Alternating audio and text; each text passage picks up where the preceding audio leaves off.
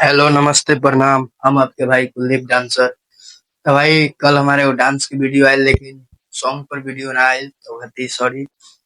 फिर चले के आज नया स्टेप सीखल जाओ। तो ये वो गाना पर हमार वीडियो आ गइल हुई, जौना का नाम बा तोहर चढ़ल बा जवानी के गुरु राजा। वही गाना पर वीडियो करे के बा। पहले नंबर हम लोग कैसे करे के बा, ठीक। और ऐसे तोहर चढ़ल बा जवानी के गुरु राजा,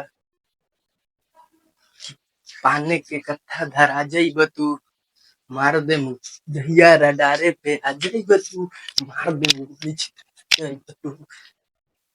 फिर से एक बार प्रैक्टिस करते हैं।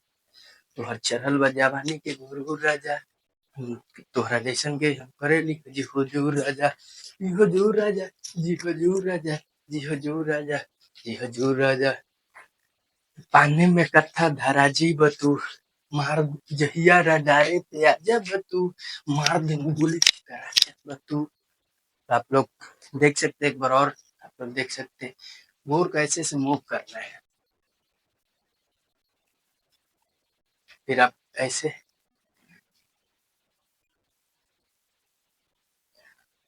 फिर आपको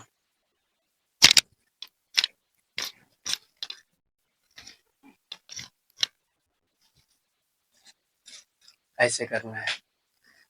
आशा हुआ कि वीडियो आपको अच्छा लगा होगा।